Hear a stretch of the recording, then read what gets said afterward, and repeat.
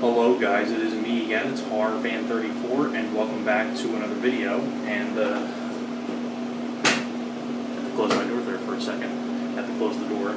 But anyways, welcome to day 4 of my 31 days of October. Of course, I'll be reviewing, like I said, if you haven't been watching these before, the previous videos, I'm doing a horror review for each day for the month of October for 31 days.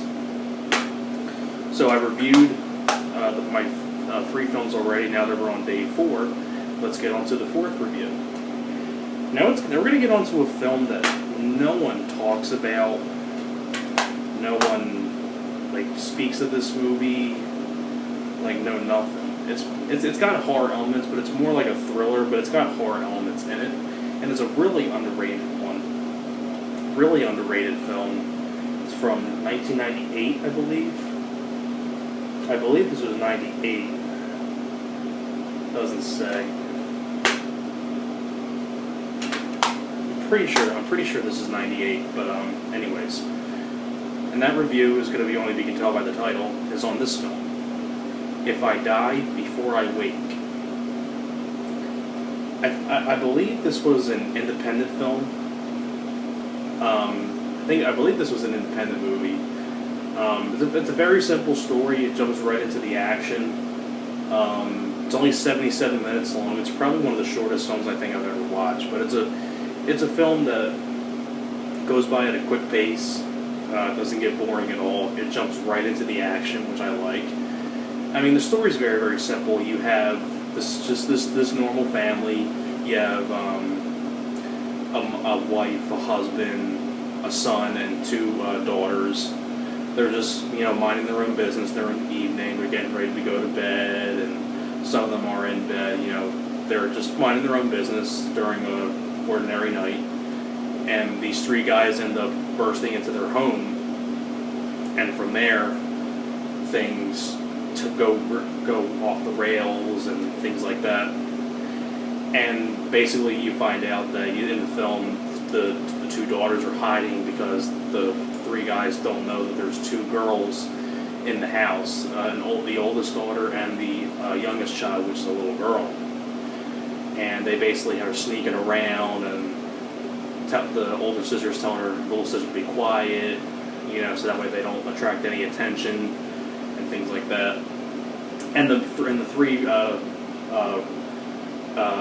guys who break into the house, the leader of them is this guy, Daryl, played by Muse Watson, same guy that played Ben Willis in I Know You Did Last Summer, The Fisherman. He's your villain. You can see him down there on the bottom. And also one of the other people, Michael McCleary, who is the character of TJ. If you remember, in Joyride, he had a little small cameo. It was the sheriff kind of guy in Joyride. He's one of the villains. Well, kind of villain, but I'll get into that in a minute. But this film is very, very underrated. I believe, like I said, this was an independent film. For an independent film, it's very, very well done. It goes really quick. It's a lot of really good action in the film. It's got nice horror elements. Muse Watson as the lead villain is just so good. He's great. He's crazy. He's menacing. He's terrifying. His voice is great. Basically, as the movie goes on, Lori Beth, who is the oldest daughter, ends up popping out of one of the doors and hits one of the guys with a baseball bat, and he falls down the steps and he gets knocked unconscious. And that's when they find the little girl, and they're asking the little girl what's your daughter's name, and she says Lori Beth. And then you have Muse Watson, just so good. He's Laura Beth, Laura Beth. It's and on top of that too, the character and one of the other villain in the film is Billy, who's the other villain. He's the one that gets hit with a baseball bat and he falls down the steps. And it's really, really a lot of crazy stuff that they're doing with the family when the 2 girls are hiding. they're tying up they tied all the family members up. They're asking for money and things like that. But getting onto one of the characters, like I said before earlier, TJ, who was basically kind of the good Samaritan, I guess you would say, out of the three guys. He's not as crazy as the other two guys. He's like the kind of guy that just wants to go in there and just get out of there quickly, just get what they come for, and then leave. But of course, Daryl and Billy don't want to do that. And he gets some nice moments with TJ.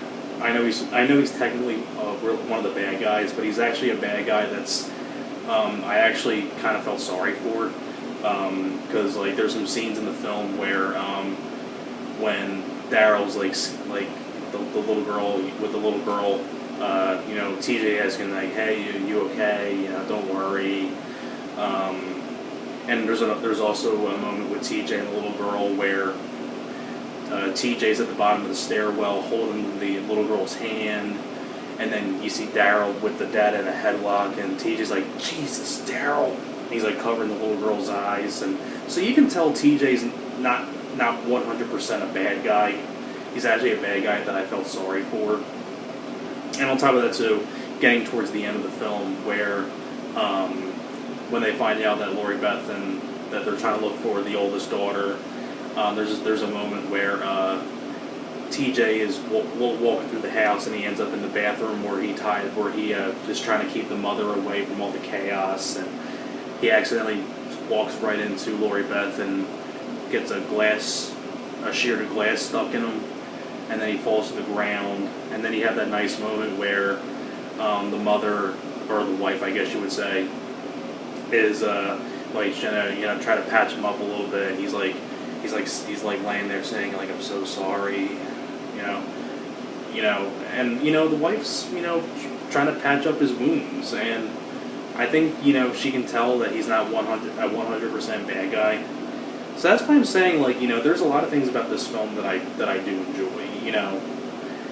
It's a when the film first opens, you just see POV shots of the family members, the husband and wife, doing watching TV in bed. You see the brother playing something on his computer in his room. The two girls are sleeping, and then it jumps right into the action, and then you see the door gets busted open, and then you have Daryl, we're in, that Muse Watson's voice in this film is so great.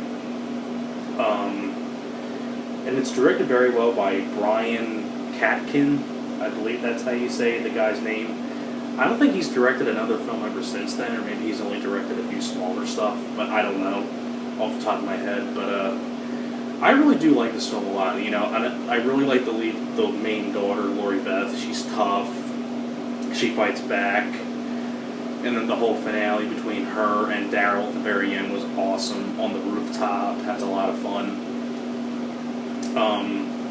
This film is great. It's really underrated. It's one of the more underrated horror films, I guess you would say, of the '90s. It's so well done. It's directed very well for an independent film. It has a really very solid cast, even though a lot of them are relatively unknown actors.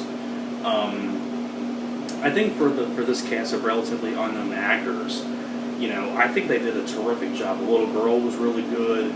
The oldest daughter was really good. I like the bad guys. Daryl, Muse Watson's character is really crazy. I really do like the character of Billy as well. He's just as crazy as Daryl. And of course, TJ, who is the good Samaritan of the three. I really liked his character. I kind of felt sorry for him too. Because there's moments in the film where he's telling Daryl, it's come on, Daryl, we don't need to do all this. Let's just get what we came for and let's leave and let's split. He's not one of those guys that's crazy like Daryl and Billy. But that's what I liked about the character of TJ. It was kind of an interesting take on a bad guy role, because he's not really 100% a bad guy. Yet he's technically a part of the bad guys, but he's not technically 100% evil. I thought that was kind of an interesting idea. But yeah, but everything about this film I really do enjoy. If you haven't seen this film yet, you're I would highly recommend you check this out. I think this DVD though is out of print. It goes for a lot of money. Got this as a birthday gift back in like 2012 from my buddy, which was a nice gift. But really enjoyed this film. So that is it for my review for If I Die Before I Wake. Thanks a lot for watching, and I will see you guys next time. Alright guys, take care.